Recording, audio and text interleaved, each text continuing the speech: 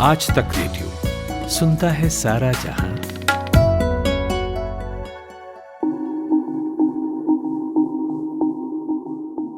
अगर आपसे कोई कहे कि आपको बिना अपने स्मार्टफोन के 1 साल बिताना है, तो शायद आप ऐसे इंसान की ओर देखना भी पसंद नहीं करेंगे।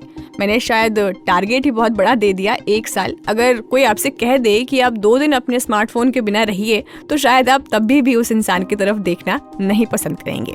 आज स्मार्टफोन हमारी ज़िंदगी का ऐसा हिस्सा बन ही चुका है। 5 मिनट अगर नहीं दिखता है तो हम अपनी जेब टटोलने लगते हैं, हमारे हाथों में खुजली होने लगती है। 1 घंटे फेसबुक पर लाइक नहीं चेक किए तो बेचैनी होने लगती है। अधिकतर लोगों से आप पूछेंगे तो उन्हें लगता है कि स्मार्टफोन से उनकी ज़िंदगी बेहतर बन रही है, लेकिन दुनिया भर की जो रिसर्च है वो कुछ और ही कहती है। ऐप्स की वजह से दिमाग पर बुरा असर पड़ता है, समय की बर्बादी होती है, सो तो होती ही है, और किसी चीज़ पर फोकस करने में दिक्कत होती है। और सिर्फ यही नहीं, सारा समय अपनी कोहनियाँ मोड़े हुए स्मार्टफोन में स्क्रॉल करना, लेटे उसमें आंखें गड़ाए रहना, दिन भर टाइपिंग करना, ये सब आपके हाथों की उंगलियों को और इवन आपके कंधों को और गर्दन को नुकसान पहुंचा रही होती है।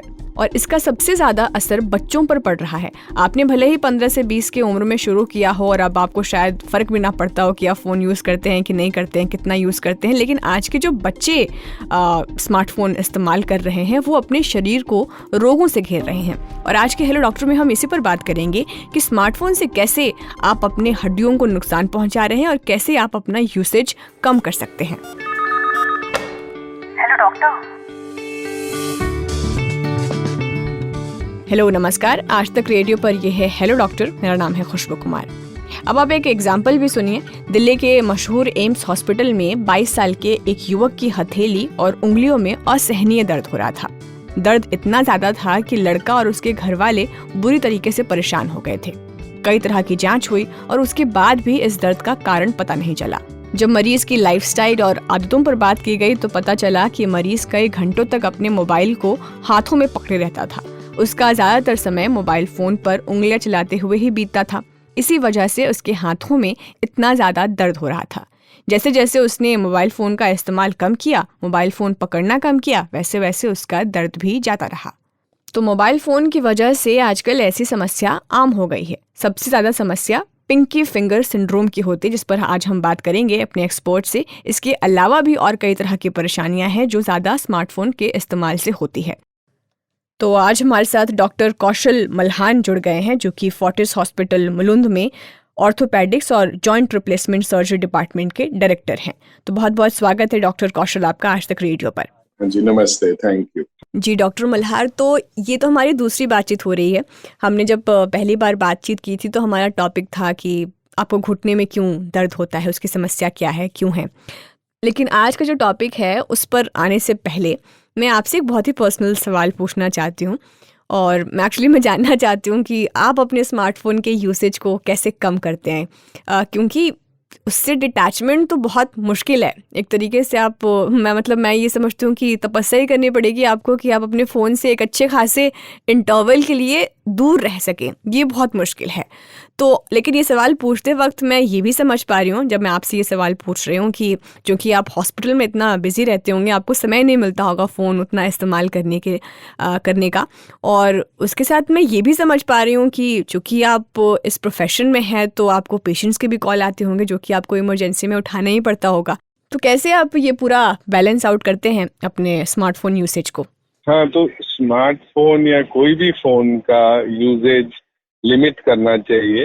इसके बारे में बहुत रिसर्च भी हुआ है, तो उन्होंने दिखाया है कि इसके मेडिकल इश्यूज हो सकते हैं। There is also controversy as regards non ionising radiation जो निकलती है फोन से, वो इश्यू अगर हम उसको बिलीव करते हैं, because that is still not a clear issue.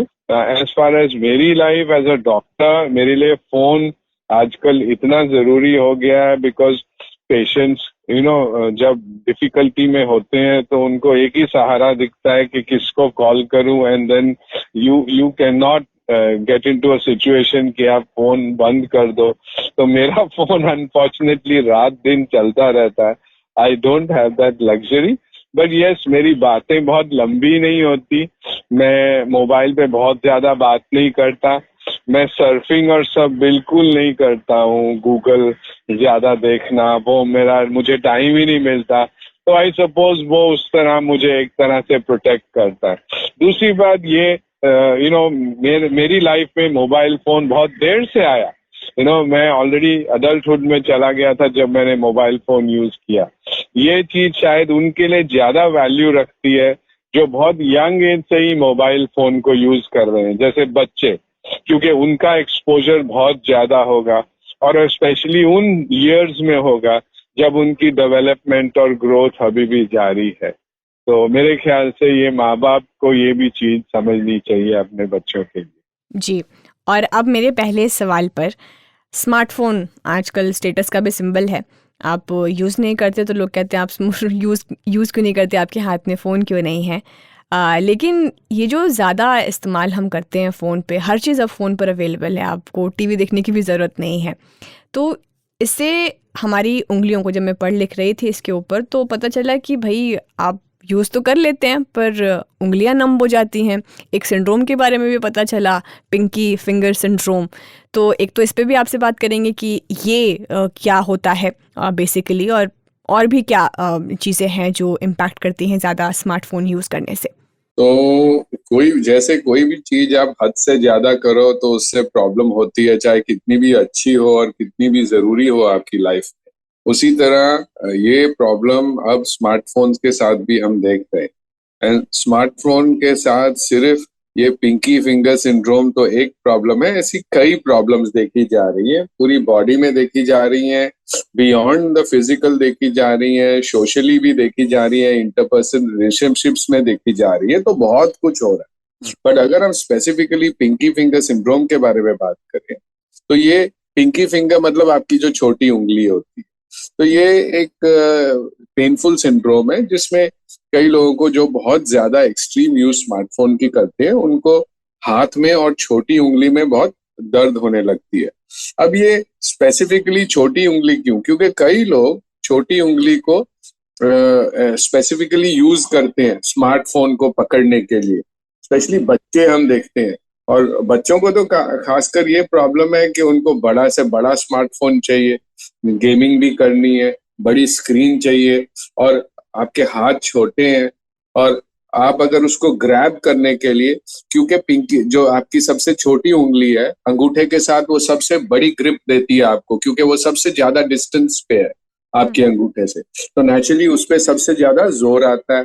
अगर आपका स्मार्टफोन भारी है, बड़ा है और आप बहुत घंटे इस्तेमाल करते हो और आप उसको उस तरह पकड़ के रखोगे तो नेचुरली वो उंगली में और हाथ में भी दर्द होने लगती है, और इस तरह का दर्द कई बार दूसरी उंगलियों में भी फैल जाता है।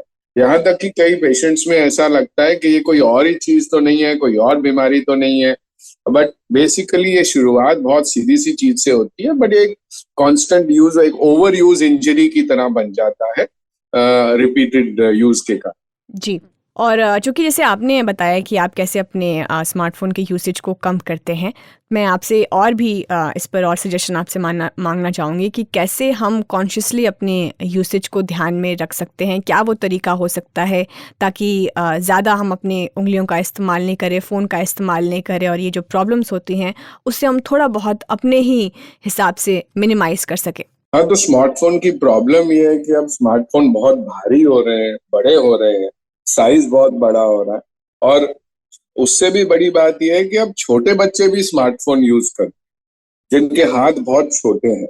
इसके अलावा जो दूसरा इश्यू स्मार्टफोन का आता है वो है आप स्क्रीन को टच नहीं कर सकते। जो पुराने फोन थे वहां आपकी उंगलियां पूरी एनसर्कल करके अगर फोन के सामने के हिस्से पे भी चले जाएंगी तो उसमें प्रॉब्लम नहीं होती। और स्मार्टफोन का इश्यू ये है कि आपको स्क्रीन को टच नहीं करते क्योंकि स्क्रीन टच सेंसिटिव होती है। तो इसके कारण आपको इस तरह का तरीका यूज करना है कि आप पूरा हाथ यूज करें, जैसे आप पाम में रखें या आप सामने बैठ के यूज करें टेबल पे। आप बैठ के यूज करेंगे तो आपको गर्दन दर्द और दूसरी प्रॉब्लम्स भी नहीं होंगी, आपका आई का डिस्टेंस उससे अप्रोप्रिएट होगा, तो इस तरह के कई फायदे होंगे। तो शांति से बैठ के यूज करना, कहीं टेबल पे रख के यूज करना, या पूरे हाथ के अंदर उसको स्टेबलाइज करके यूज करना, उंगलियां सीधी हो, उंगलियां आसपास कर्ल ना करना पड़े। अगर आपको फोन कंटिन्यूसली अपने साथ कैरी करना है तो हाथ में ना कैरी करें, या तो उसका साइड पे एक होल्डर हो कहीं, या आप पॉकेट में रख सकते हैं, जो भी जैसा सेफ लगे। अब स्मार्टफोन के कई इश्यूज हैं, कैसे रखना, क्या करना, वो सब देखने होंगे। बट अगर आप स्पेसिफिकली इस सिंड्रोम के बारे में बात कर रहे हैं तो होल्डिंग तरीके से फर्क पड़ेगा। डॉक्टर साहब, जब मैं ये पॉडकास्ट प्लान कर रही थी तो मुझे किसी ने बताया कि उनके जान पहचान में कोई व्यक्ति बहुत ज़्यादा देर तक मोबाइल यूज़ करता था, बहुत मतलब पूरे टाइम फ़ोन पर ही दिन गुजरता था, और उसकी वजह से एक दिन ऐसा हुआ कि जो उनका अंगूठा है वो नंब हो गया, सुन पड़ गया वो। तो ये जो नंबनेस की प्रॉब्लम है वो क्यों होती है? क्या इसका सिर्फ और सिर्फ लेना देना स्मार्टफोन से है, या फिर इसके कई और भी वजह हैं? देखिए, नमनेस जो होती है वो नेसेसरली पिंकी सिंड्रोम से रिलेटेड नहीं होती। नमनेस होता है कि अगर आप किसी भी चीज को एक पर्टिकुलर परसिस्टेंट पोस्चर में पकड़ते हैं तो कई बार हमारे हाथों में और हमारे एल्बोज में कई नर्व्स होती हैं जो कई टाइट स्पेसेस में से जाती हैं। जैसे आपके एल्बो में से मीडियन नर्व जाती है, आपके रिस्ट में से मीडियन नर्व जाती है। अगर वहां थोड़ी सी टाइटनेस ऑलरेडी है और आप एक इस तरह के पोस्चर में लॉन्ग टर्म यूज करते हैं तो वो टाइटनेस और बढ़ जाती है, और कई लोगों को उससे नमनेस आने लगती है। जैसे कार्पल टनल सिंड्रोम रिस्ट पे हो जाता है, क्यूबाइटल टनल सिंड्रोम एल्बो में हो सकता है। तो इस तरह के कई सिंड्रोम्स हैं, नर्व प्रेशर सिंड्रोम्स है जो बाहर आ सकते हैं, जो छुपे हुए हैं या सब क्लिनिकल हैं, और वो आपको तकलीफ देना शुरू कर सकते हैं simply because of the way you are holding. So मैं जैसे मेरे हिसाब से the most important thing is कि लिसन टू योर बॉडी। अगर आपको कोई तकलीफ हो रही है उसको सुनो और उसका उसी वक्त समाधान करो। अगर आपको पेन हो रही है उंगली में और फिर भी आप परसिस्टेंटली वही काम करोगे तो नेचुरली आपको तकलीफ होगी। So I think the key thing is trial and error. The key thing is to understand what your body is telling you और उसके हिसाब से आप करिए, शरीर की सुनिए। और एक सवाल मेरा आपसे ये था, जैसे मैं आपको अपना ही एग्जांपल देती हूँ। हुआ ये था कि अभी पिछले कुछ महीने पहले ही मेरे लेफ़्ट हैंड में बहुत तेज़ दर्द हो रहा था। तो मुझे एक पल को लगा जब कि शायद मेरी ये सोने के तरीके की वजह से हुआ होगा, मैं एक ही करवट लेट गई होंगी और उसकी वजह से मेरे हाथों में दर्द है। तो जो मुझे अपने हिसाब से समझ में आया, हाँ एक बात मैंने ध्यान रखी कि दवाई नहीं ली कोई भी, बस उसमें गरम पट्टी लगा के थोड़ी बहुत सिकाई करके और मसाज करके उसे ठीक करने की कोशिश की, पर ये एक हफ्ते तक प्रोलॉन्ग कर गया। तब जाके समझ में आया कि अब जाना चाहिए डॉक्टर के पास। तो डॉक्टर के पास गए तो डॉक्टर ने तो सबसे पहले जब हाथ की हालत देखी तो उनका भी पहला सवाल यही था कि मोबाइल कितने देर यूज़ करते हो। तो ही गेट द आइडिया कि हाँ, मेरा मोबाइल करने का जो तरीका है वो बहुत ख़राब है। तो आपके पास भी तो ऐसे पेशेंट्स आते ही होंगे, और मतलब जब आप उन्हें पूछ रहे होते हैं, उनसे बातचीत कर रहे होते हैं, तो आपको क्या लगता है, मतलब ये जो जितने पेशेंट्स आते हैं उनका स्मार्टफोन के यूसेज से वो कंडीशन लेकर आना कितना उसका कनेक्शन होता है? देखिए, स्मार्टफोन यूजेज इतनी रैम्पेंट है कि शायद हमारे आसपास कोई भी नहीं होगा जिसके पास स्मार्टफोन नहीं है। बूढ़ों से लेके एकदम अधेड़ उम्र के लोग और बिल्कुल छोटे छोटे बच्चे, आजकल चौथी और पांचवी के बच्चे स्कूल में फोन लेके जाते हैं साथ। अब प्रॉब्लम ये होती है कि कोई भी पेशेंट जब आपके पास आता है वो आपको ये कंप्लेन करते हुए नहीं आता है कि देखिए मुझे ये दर्द हो रहा है, मुझे स्मार्टफोन है। तो ये जो सब सिंड्रोम्स है, जैसे cubital tunnel syndrome, carpal tunnel syndrome, उंगलियों में दर्द होना, इस तरह की चीजें कई और चीजों की वजह से भी, कई और प्रॉब्लम्स की वजह से भी होती है।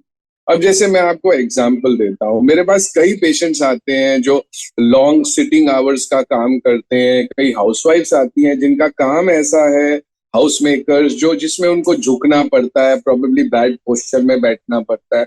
बट बात करने से उनको पता चलता है कि वो फोन पे भी बहुत बैठे रहते हैं या फोन बहुत यूज करते हैं, और अगर ज्यादा बात करो तो फोन, तो उनको नेक पेन होती है। तो कई लोग नेक पेन के साथ आते हैं, अपर बैक पेन के साथ आते हैं। अगर आप अंदर जाओ तो पता चलता है कि उनका फोन होल्ड करने का तरीका गलत है, फोन यूज करने के आवर्स बहुत लंबे हैं। बट उनमें भी ये कहना 100% कि ये सिर्फ फोन की वजह से है, ये पॉसिबल नहीं होता, बिकॉज कई और इश्यूज ओवरलैपिंग होते हैं, उनके दूसरे काम करने के तरीके, उनके लैक ऑफ एक्सरसाइज, कई बार ओपेसिटी, तो कई कारण होते हैं। तो ऐसा कोई डायग्नोस्टिक अनफॉर्चुनेटली टेस्ट नहीं है कि मैं बोल सकूं कि इसके लिए, बट इस तरह की चीजें कॉमन है और किसी चीज को परसेंटेज देना इसीलिए बहुत पॉसिबल नहीं होगा क्योंकि हमें पता नहीं होता कभी कभी कि ये सिर्फ स्मार्टफोन की वजह से हुआ है कि उसमें कई और चीजें इन्वॉल्व है। बट मैं जरूर कहूंगा कि इस तरह की चीजें ऑन द राइज है। मैं देख रहा हूं अपनी रेगुलर प्रैक्टिस में कि इस तरह की प्रॉब्लम्स जो शायद स्मार्टफोन प्लस दूसरी और चीजें plus sitting posture plus poor usages of the body के कारण होती हैं। आई वुड से रोज के ओपीडी में, एक हैवी ओपीडी में एटलीस्ट फ्यू पेशेंट्स तो देखते ही होंगे, पर नंबर्स देना बहुत मुश्किल। डॉक्टर साहब, जैसे आपने ये जिक्र किया, इसको एक आपने टर्म यूज़ किया, ट्रायल एंड एरर, मतलब आपको बॉडी बार बार इंडिकेट कर रही है कि भाई अब छोड़ दो स्मार्टफोन, उंगलियों में तुम्हारे दर्द हो रहा है, कंधे में दर्द हो रहा है, गर्दन दर्द हो रही है, अब थोड़ा छोड़ दो। लेकिन हम इग्नोर कर देते हैं, हमें लगता है कि शायद इसकी वजह से तो नहीं हो रहा होगा। तो अगर ये बहुत दिनों तक हमने इग्नोर किया तो फिर क्या कंसिक्वेंसेस हो सकते हैं? हाँ, तो जो आपके फाइनल कॉन्सिक्वेंसेस होंगे ऑब्वियसली डिपेंड करेंगे आप कौन सी प्रॉब्लम के साथ डील कर रहे हो। तो आपको जस्ट एज एन एग्जांपल अगर हम देखें, अगर किसी की नर्व दब रही है, रिस्ट पे नर्व दब रही है और वो गलत तरीके से फोन पकड़ता है, बहुत ज्यादा रिस्ट मोड़ के या उस तरह के पोस्चर में जिसमें वो नर्व और टाइट हो जाती है, तो जो खास नर्व रिस्ट में से जाती है, एक मेन नर्व जो फंसने की प्रॉब्लम फेस करती है, वो है मीडियन नर्व। वो अंगूठे को और आपके इंडेक्स फिंगर को और मिडिल फिंगर को खासकर सप्लाई देती है। और इन केसेस में आपको टिपिकली फील होगा कि आपका अंगूठा और मिडिल फिंगर और इंडेक्स फिंगर खासकर ये नम होने लगी हैं। और जब आप पोस्चर चेंज कर लेंगे आप बेटर फील करने लगेंगे। अगर आप ये चीज को ध्यान नहीं देंगे तो धीरे धीरे वो टिश्यूज वहां हार्ड होने लगेंगे, वो हार्ड हो जाएंगे, ज्यादा टाइट हो जाएंगे, तो आपको हर वक्त टिंगलिंग होगी। कई पेशेंट्स को रात में नींद में डिस्टरबेंस होने लगती है, झुनझुनी बहुत आती है हाथ में, हाथ सुन्न हो जाता है, मूंगी आने लगती है। अगर आप फिर भी ध्यान नहीं दो तो जो मसल्स वो नर्व सप्लाई कर रही है वो भी वीक होने लगते हैं। अगर आप फिर भी ध्यान ना दो और उसका इलाज ना करो तो वो मसल्स खराब भी हो सकते हैं। तो ये तो हुआ बहुत extreme stage median nerve involvement का। उसी तरह नर्व आपकी एल्बो में भी यूज हो सकती है। अगर आप एल्बो की एक्सट्रीम पोजीशन रखते हैं यूज करते हुए और ऑलरेडी आपके एल्बो में एनाटॉमिकली थोड़ी कम जगह है नर्व के लिए, तो नेचुरली वो नर्व इरिटेट हो जाएगी, वहां से मीडियन नर्व भी जाती है। कई लोगों को अल्ना नर्व पे असर आना पड़ता है। अल्ना नर्व आपकी लिटिल फिंगर और फोर्थ फिंगर यानी रिंग फिंगर को सप्लाई करती है। कई लोगों को उसमें झुनझुनी होने लगती है तो उसमें दर्द होगा। कई लोगों को खासकर रिस्ट पेन होने लगती है। ये पिंकी फिंगर का तो आपने बात ही किया, जिक्र किया। ये छोड़िए, कई लोगों को गर्दन दर्द होती है, ट्रपीजियाइटिस होता है, गर्दन के पीछे अपर बैक मसल्स में बहुत पेन होती है और वो बहुत कॉमन चीज है। वो इतनी शायद ग्लोरिफाइड नहीं है जितनी ये पिंकी फिंगर है, बट शायद मैं उसके ज्यादा पेशेंट देखता हूँ जिनको गर्दन में दर्द होती है, अपर बैक पेन होती है, उसके कारण हेडेक होने लगता है, रात को नींद में डिस्टरबेंस होती है। ये एक्चुअली मेरे ख्याल से शायद हैंड की प्रॉब्लम से भी ज्यादा कॉमन चीज मैं अपनी प्रैक्टिस में देखता हूँ। और अगर आप इसको टैकल नहीं करते हैं तो ये बहुत पेनफुल बन जाते हैं। मेरे पास कई पेशेंट आते हैं तो पता नहीं 6 डॉक्टर देख चुके हैं, 3-4 महीनों से, कई महीनों से उसका इलाज कर रहे हैं, पेन किलर्स ले रहे हैं, फिजियोथेरेपी कर रहे हैं, उनको समझ नहीं आ रहा क्या हो रहा है। बट द ट्रूथ इज कि जब तक आप मारने वाली चीज नहीं रोकोगे, आप उसको ऑल्टर नहीं करोगे, तो जब तक कोई आपको गाइड नहीं करता करेक्टली, ये डायग्नोज नहीं करता कि भाई ये चीज आपके लिए गलत है, पहले इसको रोको, तो शायद आपको कुछ इम्प्रूवमेंट लगेगी। और जैसे कि आपने भी कहा कि इतना कुछ हो रहा होता है पर हम डॉक्टर के पास नहीं जाते हैं, तो ये जो समस्या है इसमें कब हमें डॉक्टर को कंसल्ट करना चाहिए? बिल्कुल बिल्कुल, आपने बिल्कुल सही बात की कि अगर कोई भी चीज ऐसे परसिस्टेंट रहती है तो इसको इग्नोर नहीं करना चाहिए, because you don't know what you are dealing. और आप अगर उस वक्त मेडिकल हेल्प सीख करते हैं और चीज को इनिशियल स्टेज में ही उसको उसका ट्रीटमेंट हो जाता है और वो करेक्ट हो जाती है, तो उसका फायदा बेटर होता है, उसका फायदा लॉन्ग टर्म भी होता है और सही भी होता है। एंड ये तो एक और चीज मैं कहना चाहूंगा कि ये जो प्रॉब्लम्स है, ये असल में इनको बीमारियां भी कहना गलत होगा। ये बीमारियां नहीं है, ये हमको समझना है। Way of life has to be developed. हम जैसे जैसे सोसाइटी बदल रही है, हमारी रिक्वायरमेंट्स बदल रही है, हमारे लाइफस्टाइल बदल रहा है, कई न्यू गैजेट्स आएंगे, आज मोबाइल आया है, कल और न्यू गैजेट्स आएंगे, इनके साथ न्यू काइंड ऑफ स्ट्रेसेस आएंगे, बॉडी पे ओवर यूज इश्यूज आएंगे, तो उनको यूज को ओवर यूज नहीं बनने देना। I think that is the challenge. And वो जैसे जैसे हम समझना शुरू करेंगे, we will face less of this problem. और इसे थोड़ा ईज आउट करने के लिए अपने घर पर ही जैसे उंगलियों में आपके दर्द हो रहा है या गर्दन दर्द हो रही है या कंधे में दर्द हो रहा है क्योंकि आप स्मार्टफोन जो है वो गलत तरीके से इस्तेमाल कर रहे हैं लेट के, तो मैं बस ये एक्सरसाइजेज आपसे पूछना चाहूँगी अपने ऑडियंस के लिए कि हम मतलब किस तरह की एक्सरसाइजेज कर सकते हैं ताकि इसको अपने तरफ से अपने लेवल पर थोड़ा ईज आउट कर सकें उस पेन को। तो फर्स्ट चीज तो हमने डिस्कस की कि वो प्रेफरेबली ना करो जो चीज खराब है। अब दूसरी चीज हुई कि हम अपनी बॉडी को स्ट्रांग कैसे बनाए, वो मसल्स को स्ट्रांग बनाए। तो जो मसल्स यूज करने हैं, अगर वो फटीग ले सके उतना जितना आप उनको दे रहे हैं, नेचुरली प्रॉब्लम कम होगी। तो जो पहली ग्रुप ऑफ एक्सरसाइजेस होंगी वो होंगी उसकी स्ट्रेंथनिंग एक्सरसाइज। तो सिंपल हाथ की, अगर हाथ के मसल्स की आप बात करते हैं, ओपन क्लोज टोनिक एक्सरसाइजेस, या ऐसी कई डिवाइसेस आती हैं, सिंपल डिवाइसेस जिससे आप ओपन क्लोज एक्सरसाइजेस कर सकते हैं। तो that's a very simple thing. उसी तरह आप दूसरे मसल्स की भी एक्सरसाइजेस कर सकते हैं, उनको जेंटल स्ट्रेंथनिंग के लिए। मैं बहुत विगरस एक्सरसाइजेस की बात नहीं कर रहा हूँ, बट जो सबसे इंपॉर्टेंट चीज मैं फील करता हूँ, जो पेन को कम भी करेगी, जो अगर आपको तकलीफ हो गई है उसको भी कम करेगी और आगे भी आपको थोड़ा बेटर रखेगी, दैट इज स्ट्रेचिंग एक्सरसाइज। तो याद रखिए, जो भी मसल में आपको दर्द हो रही है, अगर आप उसको जेंटली स्ट्रेचिंग करते हैं एट रेगुलर इंटरवल्स, तो आपको बहुत फायदा होगा। जो आपको दर्द हुई है उसमें भी फायदा होगा और आगे भी प्रॉब्लम कम होगी। और जो तीसरी चीज, जो एक फॉर्म ऑफ स्ट्रेचिंग ही मैं मानता हूं, बट पैसिव स्ट्रेचिंग, और उसको बोलते हैं मसाज। एक सिंपल मसाज, चाहे आप ड्राई हैंड से करें, चाहे आप थोड़ा कोई भी ऑयल से कर लें उस मसल पे जो इरिटेट हो रहा है, ये आपको मसल को क्या करता है, उसको एक तरह पैसिवली स्ट्रेच करता है और उससे भी आपको बहुत फायदा। बहुत बहुत शुक्रिया डॉक्टर साहब हमसे बातचीत करने के लिए। Thank you so much. Okay, thank you very.